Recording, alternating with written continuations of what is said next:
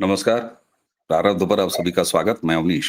Channel आपने subscribe किया है इसके लिए आपको बहुत-बहुत धन्यवाद। वीडियोस को आप लाइक करते हैं इसके लिए भी धन्यवाद। शेयर करते रहिए और हाँ, बेल आइकन चैनल का ज़रूर दबा के रखिए ताकि किसी भी अपलोड की पहली सूचना आपको मिले। हमारे साथ हैं द अभिषेक तिवारी शो के अभिषेक तिवारी जी। अभिषेक जी बहुत-बहुत स्वागत, नमस्कार, बधाई।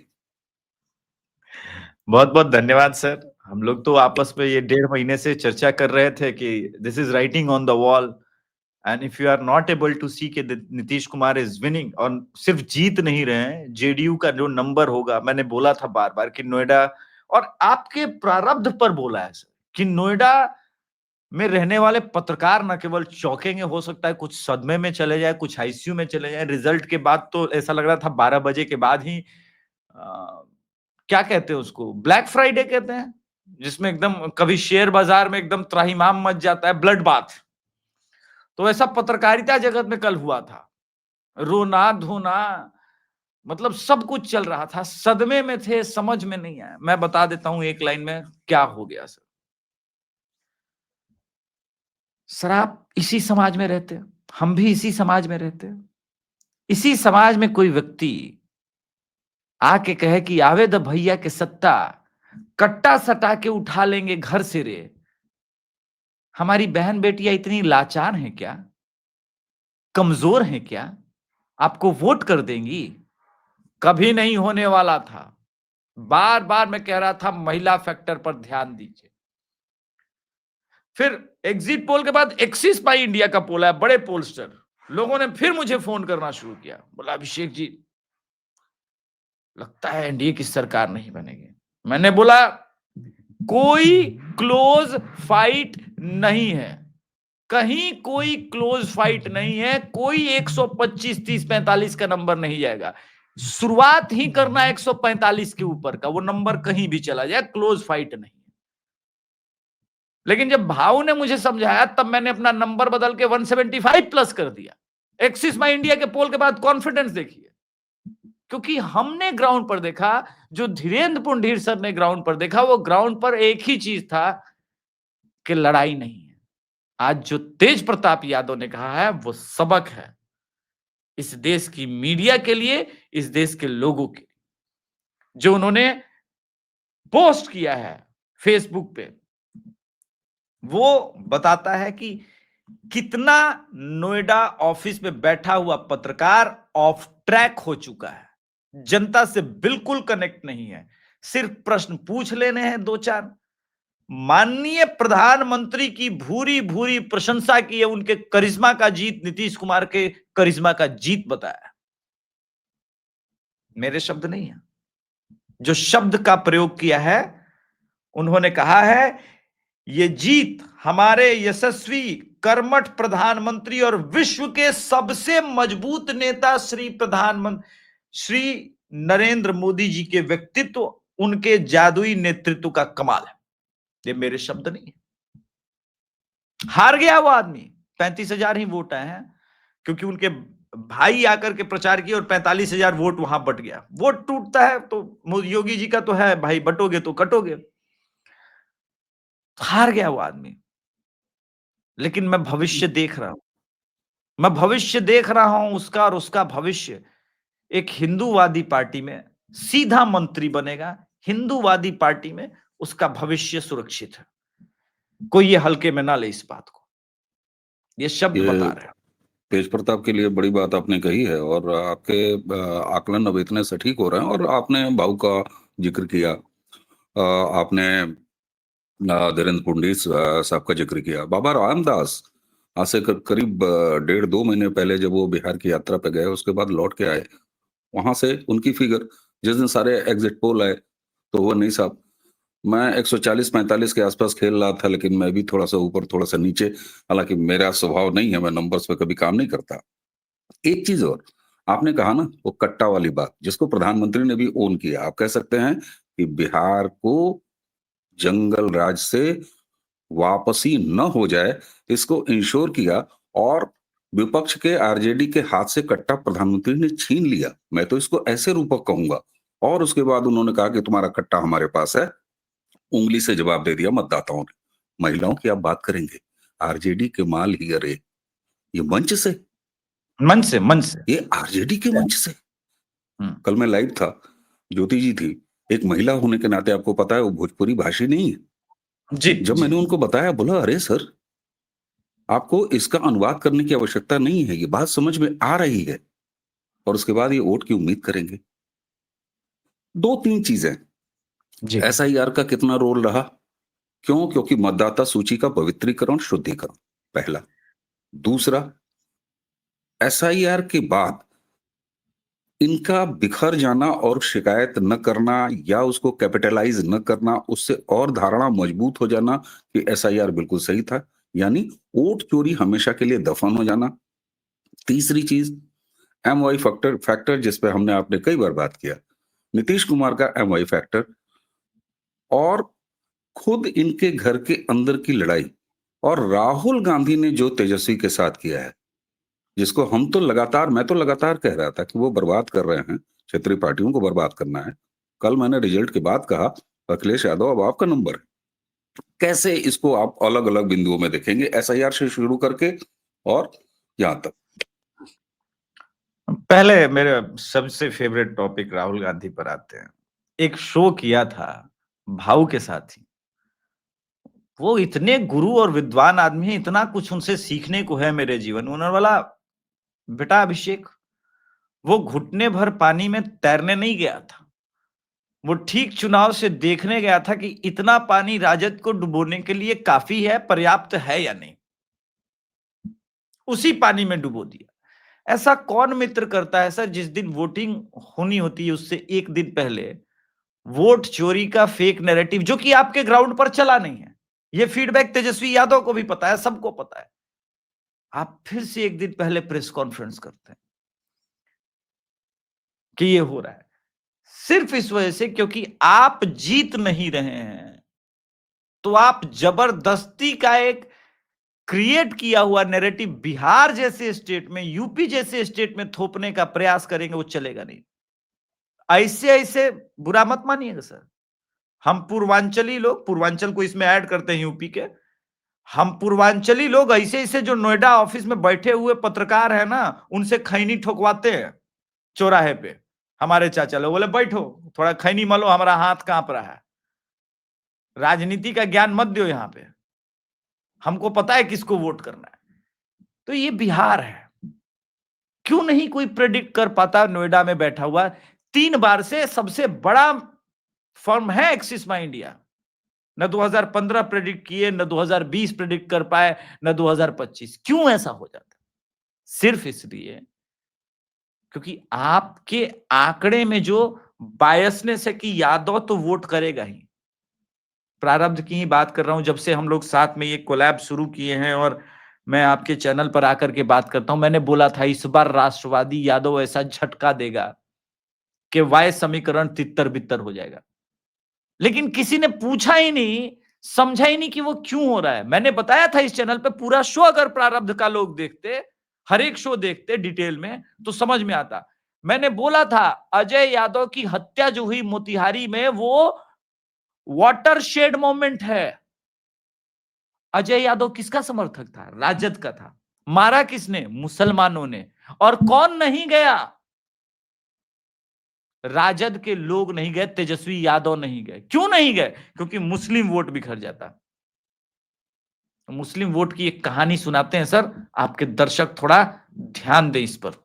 मुस्लिम वोट कैसे वोट करता है?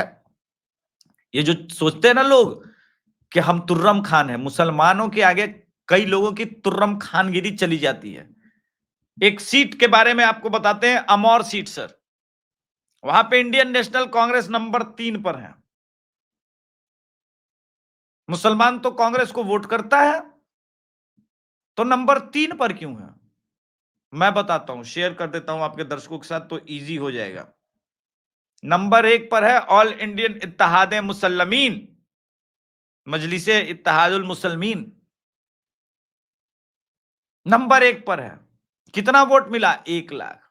अच्छा, नंबर 2 पर कौन है? जेडीयू। आप सोचेंगे कि ये तो भाई मुसलमानों ने फिर जेडीयू को वोट किया। ना ना ना ना ना ना ना ना ना, इस गलत फहमी में कोई ना रहे। ये 61,000 ये जो है ये हिंदू वोट है वहां का। तो जेडीयू को यहां पे मुसलमानों ने वोट नहीं किया। ठीक, अब आते हैं कांग्रेस, यहां पे 3 नंबर पे रही, हार गई। अब सर बड़ी बात ही, ये बड़ा टेक डाउन यहां से एक और कंस्टिट्यूंसी आपको बताते हैं, और वो है चैनपुर की कंस्टिट्यूंसी। ये आपको दिखाते हैं, यहां पर मुसलमान कम है, लेकिन इतनी संख्या में है कि वो काम कर सके। चैनपुर है ना? हाँ, ये चैनपुर की सीट मैं आपको दिखा दूं, मैं नहीं, आपको मैं निकाल रहा हूँ, चैनपुर, मैं निकाल रहा हूँ, मैं साइड में लगा रहा हूँ। आप बात करें, मैंने ये जी, इलेक्शन वेबसाइट शेयर कर हाँ, दिया स्क्रीन। तो हाँ, चैनपुर ना? चैनपुर से, हाँ, चैनपुर से जमा खान जीते 8,000 वोट से, और ब्रज किशोर बिंद आरजेडी ये से है हार गए। चैनपुर का, ये हाँ है। जी, ब्रज किशोर बिंद हार आरजेडी गए। से हार गए। हम्म, क्यों हार गए? क्योंकि सही बात। यहां पर आरजेडी को मुसलमानों ने वोट नहीं किया, बोला मुस्लिम कैंडिडेट है, हाँ, जेडीयू को जिताना है।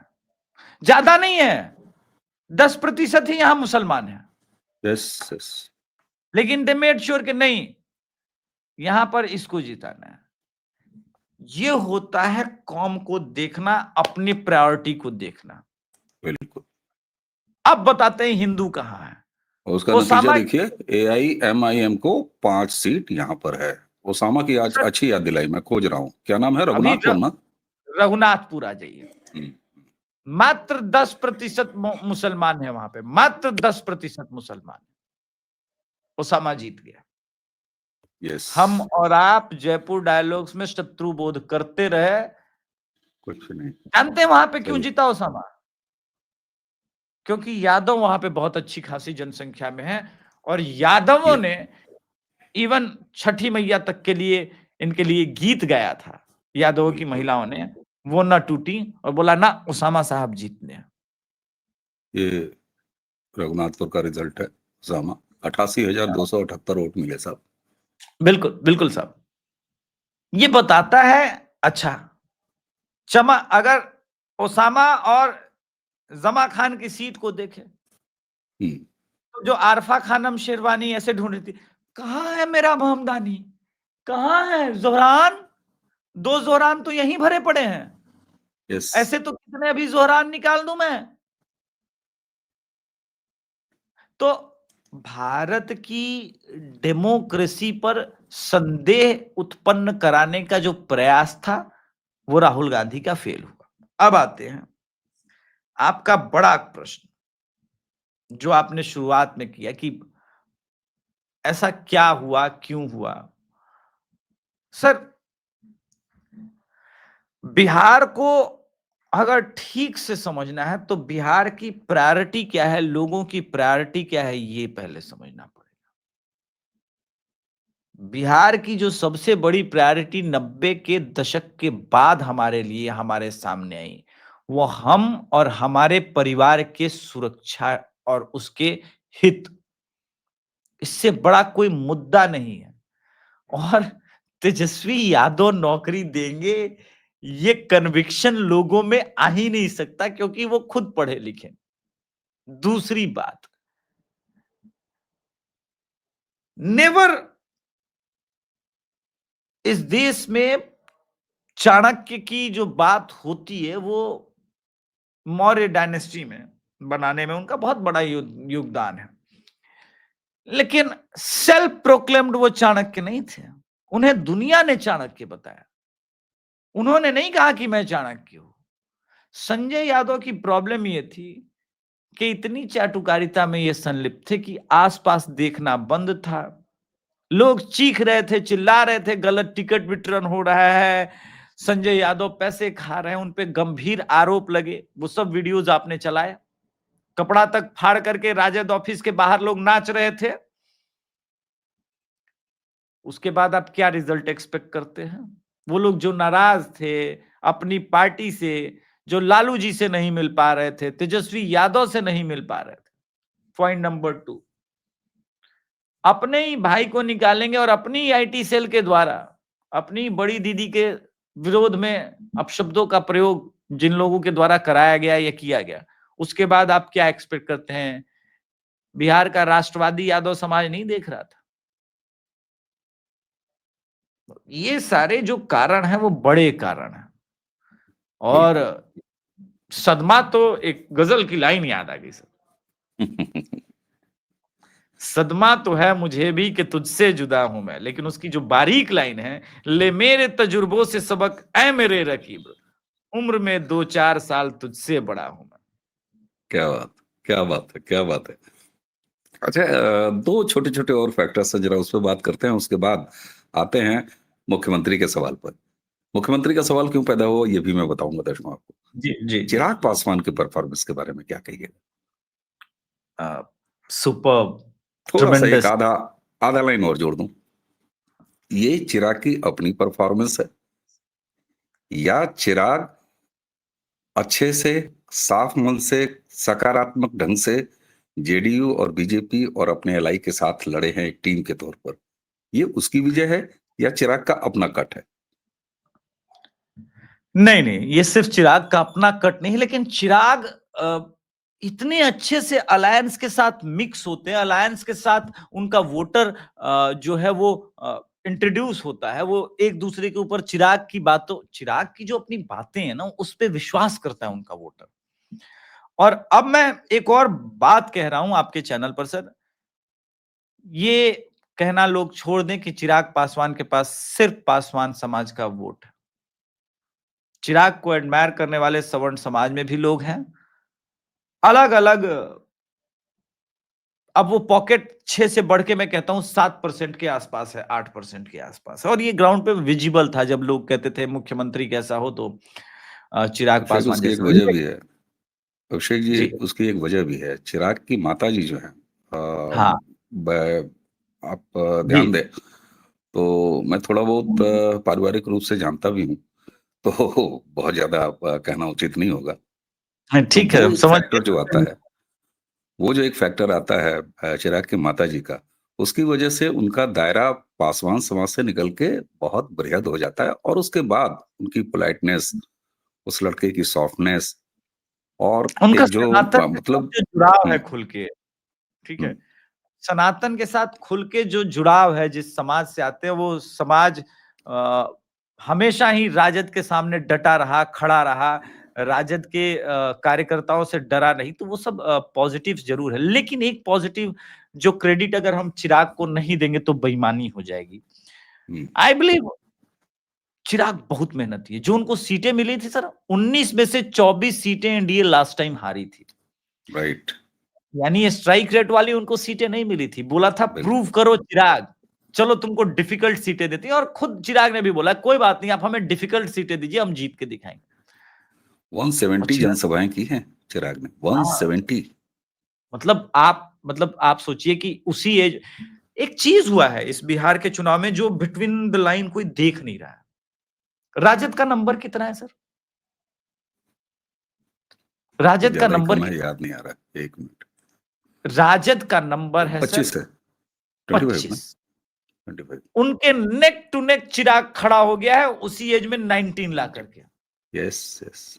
अब आने वाले समय में चिराग और तेजस्वी यूं आमने सामने खड़े होंगे, और मीडिया का तो काम है ना दिखाना, वो तो दिखाएगा नहीं तो मर जाएगा ना, लेकिन वो शुरू होगा, क्योंकि इनके पास मंत्रालय भी है सेंटर में, बिहार की राजनीति करना चाहते हैं। ये टर्म तो नीतीश जी का है, मैं मानता हूं, क्योंकि उनके नाम पर वोट मिला है, नीतीश जी को बहुत लोग मानते हैं, जो अरे भी वो अभी तो ये सवाल उत्तराधिकारी मैं बात पूछने वाला, अभिषेक, अभी ये सवाल तो मैं पूछने वाला था, कौन बनेगा सीएम? आपने पर्चा आउट कर दिया।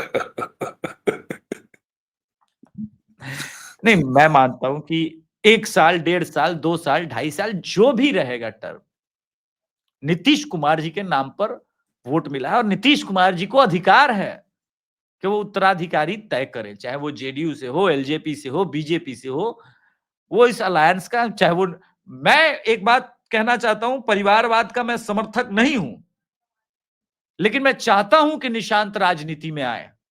मैंने उसके विचार सुने हैं सर, उसके 2 कारण हैं सर। इस देश में कट्टर सनातनी का राजनीति में आना बहुत आवश्यक हो गया। और वो लॉकुस समीकरण से आए, तो सर क्या बात हो जाए, बहुत मजेदार हो जाएगा। इसलिए मेरा मानना है कि बहुत आवश्यक है निशांत का राजनीति में आना। वो सिर्फ नीतीश कुमार जी की वो एक लाइन है कि ऐसे कैसे परिवारवाद हो, और वो लेबल लगना अच्छा नहीं। लेकिन मैं एक बात और पूछना चाहता हूं, नीतीश जी का बेटा है तो इसका ये मतलब तो नहीं है कि आप राजनीति में आने ही नहीं देंगे। वो जनता को तय कर लेने दीजिए, कोई बात नहीं। वो जनता को तय कर लेने दीजिए, वो निशांत को अपनाएगी या नहीं अपनाएगी। एक काम कीजिए, बाई इलेक्शन में किसी किसी डिफिकल्ट सीट से खड़ा करवा दीजिए, वो साबित करे। जैसे चिराग ने साबित किया है कि वो अपने पिता के सबकी लेगेसी उत्तराधिकारी लेके। का, हाँ, वो बिल्कुल। उत्तराधिकारी बनने योग्य था। नेपथ्य में चली गई थी एलजेपीआर। 2010 के हार के बाद रामविलास पासवान जी अपना वजूद ढूंढ रहे थे। 2014 से पहले चिराग पासवान आते हैं, बोला लालू यादव के शरण से बाहर निकलिए, बाहर निकलने का समय है, ये मोदी के साथ चलने का समय है। 2013 में जब कोई अलायंस पार्टनर नहीं बना था, तब उससे पहले जो है एलजेपीआर, या उस वक्त लोक जनशक्ति पार्टी थी, वो चिराग के कारण, उसके जिद के कारण वो अलायंस हो गया। मुझे याद आता है अभिषेक जी, जब ये हुआ था और रामविलास जी गए मोदी के साथ, पहले आपने बिल्कुल सही कहा कि बीजेपी के बाहर से एनडीए के रूप में मोदी के साथ सबसे पहले जुड़े रामविलास जी। उनके बारे में क्या कहा जाता था? उनको मौसम मौसम वैज्ञानिक। विज्ञानी कहा जाता था। दर्शक याद करें, किसी की भी सत्ता आती रहे, लेकिन रामविलास जी का एक कैबिनेट पोर्टफोलियो रिजर्व रहता था। जी। बिल्कुल। तो बात मौसम, तो लेकिन चिराग पासवान तो अपने पिताजी के राह पर निकलते हुए कह सकते हैं कि इन्होंने 2014 में ही 13 में ही मौसम को भाप लिया था कि मौसम प्रो बदल मौसम रहा है। विज्ञानी क्या कहते हैं उसको, मौसम ये तो विज्ञानी प्रो प्रो। हो गया, अल्ट्रा प्रो हो गया। तो और यहाँ ये यहाँ कमाल मोदी की जी, काबिलियत। यहाँ मोदी जी रखते हैं। ये लड़का हाँ, यहाँ मोदी जी रखता है भाई, फाड़ के दिखा चुका है। उसमें कोई संदेह नहीं। देखिए, उसमें कोई संदेह नहीं है कि प्रधानमंत्री के प्रति जो चिराग का व्यक्तित्व झलकता है, वो अच्छा, कमाल की बात है कि चिराग ने कभी ढोंग नहीं किया कि वो प्रदर्शित तो नहीं करना है, खुल के कर रहे हैं। खोल के। तुमको जो करना है, जो समझना है समझो, मैं खुल के प्रदर्शित करूंगा अपना प्रेम। अच्छा, तो ऐसा भी नहीं है, हाजीपुर की रैली में उनकी माता बैठी हुई थी, हाँ हाँ। वो बैठे हुए थे, और ये हाथ पे रख के कहा कि ये कोई ना समझे कि रामविलास जी न रहे तो कोई अभिभावक नहीं है, ये मेरा पुत्र तुल्य ही है। तो वो दोनों तरफ से है वो बाउंडेशन। बिल्कुल तो बिल्कुल बिल्कुल। 170 सभाएं, 170 सभाएं जो चिराग पासवान ने की, हम्म, वो डिजर्व करता है ये जीत। आप देखिए, जब बारिश हो रही थी, हेलीकॉप्टर नहीं उड़ रहा था, तो तेजस्वी यादव भी तो उतने ही युवा है, वो मोबाइल पे रैली कर रहे थे। मुजफ्फरपुर बिल्कुल। बेल्ट का याद कीजिए, जब मोबाइल पे रैली की थी, हाँ मैंने हाँ। आपके शो में एक और बात कही थी, उस बेल्ट का रिजल्ट चेक कीजिए। और ठीक उसी रिजल्ट समय नीतीश जी सड़क नाप दिए, एक ही दिन में 250-300 किलोमीटर। 2 दिन में 750 किलोमीटर। वाह, बताइए, आपने 75 वर्ष बताया का था। युवा, हाँ, सही बात। 75 वर्ष का युवा। और ये जो रिजल्ट आया ना सर, ये रिजल्ट यूं ही नहीं आया है, इस रिजल्ट डिलीवरी की के पॉलिटिक्स। डिलीवरी की पॉलिटिक्स है। राइट। विश्वास है मोदी जी के प्रति, नीतीश कुमार जी के प्रति, युवा चिराग पासवान के प्रति। एक और बात, नहीं तो ये भी बेईमानी हो जाएगी। ठीक है, 6 सीट मिला हमको, ठीक है, उपेंद्र कुशवाहा को ही 6 सीट मिला, पर जो समन्वय था, जो बॉडी लैंग्वेज रही पूरे चुनाव में जीतन राम मांझी की, एक बार भी अलायंस के विरुद्ध कुछ नहीं बोलना, और मेक श्योर करना जहां भी दलित वोट के ट्रांसफर की आवश्यकता हो, जीतन राम मांझी गए, उपेंद्र बिल्कुल कुशवाहा ने प्रयास किए। तो ये कलेक्टिव एफर्ट जो हुआ ना, वो था ही नहीं विपक्ष में। अरे 1 दिन 2 दिन पहले तो अपने छोटे भाई संतोष सैनी को बिठवा दिया इन्होंने, हम्म, मुकेश सैनी ने। तो ये तो आपकी स्थिति है, आप 15 सीट पे फ्रेंडली फाइट कर रहे हैं और कह रहे हैं ये रिजल्ट क्यों आ रहा है। आपको समझ में नहीं आता ये रिजल्ट क्यों है? ये रिजल्ट ही आना था, यही आना था। बिल्कुल ठीक बात है। अच्छा, अब एक चीज, हालांकि आपने पर्चा आउट कर दिया है पहले ही, और उसकी एक हल्की सी मियाद भी आपने तय करने की कोशिश की कि 1-1.5 साल, लेकिन सवाल आता है, ये सवाल पैदा कहाँ से हुआ? ये सवाल कल पैदा तब हुआ, जेडीयू ने पहले एक ट्वीट किया, मतलब एक्सपोस्ट किया और कह दिया, साहब नीतीश जी, और सब मान रहे हैं, उसमें कौन सी बात है। अमित शाह जी ने कहा, प्रधानमंत्री ने हाँ। संकेत दिया, कोई सवाल ही नहीं। लेकिन उसके बाद आते हैं सीन में प्रभारी विनोद तावड़े, जो बीजेपी के प्रभारी हैं बिहार में। सफलता हासिल कराई है उन्होंने, नो डाउट। उन्होंने कहा कि साहब वो थोड़ा तय होगा, तो यहां से कंफ्यूजन पैदा होगा और ट्वीट फिर हटा भी लिया जेडीयू ने। तो क्या कहीं इस तरह की कोई चीज है? क्योंकि मुझे तो ऐसा समझ में नहीं आता। देखिए, पर्चा मैं आपने फिर मान आउट कर दिया, लेकिन फिर भी मैं पूछे जा रहा हूँ। नहीं, मैं मानता हूं कि ये गलती बीजेपी को करनी भी नहीं चाहिए। यस, यस, अगर ये गलती बीजेपी कर देगी तो बहुत बड़ी गलती हो जाएगी।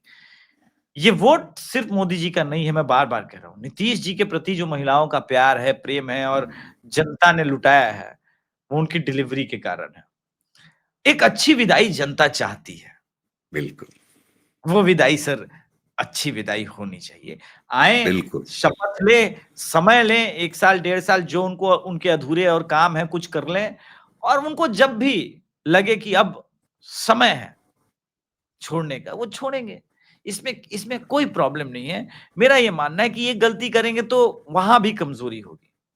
फिर बिल्कुल आप सही बात है। चंद्रबाबू नायडू पे हाँ, वो चंद्रबाबू नायडू फिर जब भी आएँगे तो फिर वो पूरा झोला खोल के लेके आएँगे, भर के लेके आएँगे, तो वो मैं नहीं चाहता वो स्थिति। क्योंकि नीतीश वो पार्टनर हैं जो आपके 2024 के चुनाव के बाद स्पेशली सबसे मजबूत स्तंभ रहे हैं।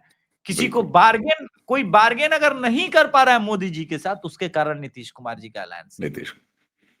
जी। और अक्षय भाई, मैं थोड़ा-सा मिमिक्री करना चाहूँगा। मुझे ये उम्मीद है कि नीतीश चाहेंगे, कहेंगे, "ये कौनो बात हुआ जी? हैं? ऐसा कभी हुआ है जी?" तो हम तो जीत के आए मोदी जी के साथ, हाँ। अब 1 डेढ़ साल तो राज कर लिए ना, बढ़िया से चलाए, सब बता दिया है और जिसको हम सौंप रहे हैं, उसको सब सिखा दिया है ना जी। ऐसा कोनो हाँ, गड़बड़ थोड़ी ना होगा। यही उम्मीद की जानी चाहिए कि एक हाँ, सॉफ्टली और हुँ, सम्मानपूर्वक, क्योंकि जो अपेक्षा, जो उम्मीद विरासत की हम केंद्र में नरेंद्र मोदी जी से करते हैं, बिहार के नरेंद्र मोदी हैं नीतीश कुमार, हाँ, बिल्कुल, बिल्कुल, 2005 से लेके आज तक। बिल्कुल। जंगल राज और माफिया को मिट्टी में मिला देना, ये सिलसिला शहाबुद्दीन, हुँ, अपने हुँ, टर्म में शहाबुद्दीन को अंदर डाला तो ऐसा डाला कि मरा हुआ खत्म है। शहाबुद्दीन ही बाहर आया। बिल्कुल, बिल्कुल। नीतीश जी के रहते हुए उसकी पत्नी 2 बार चुनाव लड़ी, जीत नहीं पाई। लेकिन आपने जो कहा, रघुनाथपुर में केवल 10% मुसलमान और उसके बाद बाकी कौन सा समाज है, तो कहीं आत्मचिंतन की आवश्यकता है। मैं शर्म जैसी बात नहीं कहूंगा, लेकिन आत्मचिंतन की आवश्यकता है कि कहीं एक सीट पर आप अगर बट रहे हैं तो इसी तरह से आप कटेंगे और एक तेजाबी डीएनए ऐसे ही विधानसभा पहुंच जाएगा। इसलिए ये देखना है, ये सोचना है। दूसरा, एक रहोगे तो सेफ रहोगे, ये ओवैसी की 6 सीटें आपको बताती हैं। कांग्रेस की औकात 6 सीट बताती है कि तुमने प्रयोगशाला बनाने का प्रयास किया, लेकिन बिहार ने तुम्हें स्वीकारा नहीं। तो हुँ, निश्चित अब देखते हैं 18 को ही शपथ होगी या किसी और दिन? कोई आइडिया? मेरे ख्याल से वो तो जानी चाहिए 18 तक शपथ। चलिए, फिर 2 पैरे की शपथ 10 को हम नीतीश कुमार जी की, 18 या जब भी शपथ होगा। और बहुत तहे दिल से, हालाँकि तहे दिल वगैरह कहने पे आजकल जो है दर्शक मुझे डाँट दे रहे हैं। बड़े खुले दिल से, बड़ी प्रसन्नता से, अभिषेक, आपकी ग्राउंड रिपोर्टिंग को सलाम, आपकी मेहनत को प्रणाम और हम राम जी की गिलहरियाँ इसी तरह से काम करते रहें। देश की सेवा है, हम कौन से, मैंने तो बंगाल शुरू है सर जयपुर मेरे, मैं नहीं लूँगा, बंगाल जाएँगे सर। हाँ, हाँ, बिल्कुल बंगाल बंगाल जाएँगे साहब, बिल्कुल। और बिहार ने जो किया है ना, वहाँ से 2 खिड़कियाँ खुल रही हैं। एक उत्तर प्रदेश 2027 और उधर दीदी का बंगाल। यूपी और वालों के बिहार के सामने माथे, बहुत नया चैलेंज सेट किया है। बिल्कुल, याद और है सर बिहार वो के माथे एक बहुत बड़ी चीज़, अभिषेक भाई, एसआईआर की स्वीकार्यता, उसकी पवित्रता और उसकी ज़रूरत, ये बिहार ने बता दिया है पूरे भारत को। इसके लिए अलग से बिहार के मतदाताओं को सलाम रहेगा। तो चलिए, फिर अगली बार फिर मिलते हैं। आपको भी तमाम व्यस्तता के बाद थकावट उतारिए। कल आप भी मैराथन लाइव रहे, मैं भी अपने यहाँ मैराथन लाइव रहा। गला हम दोनों का अभी तक ठीक है, ये ईश्वर कृपा है और ये उम्मीद है कि आगे भी बिहार इसी तरह से आगे चलता रहेगा। आपने समय दिया, बहुत आपको बहुत बहुत धन्यवाद। दर्शकों, इसी के साथ मुझे और अभिषेक तिवारी दोनों को आज्ञा दीजिए। नमस्कार, प्रणाम, जय जय श्री राम। नमस्कार, प्रणाम, जय जय श्री राम।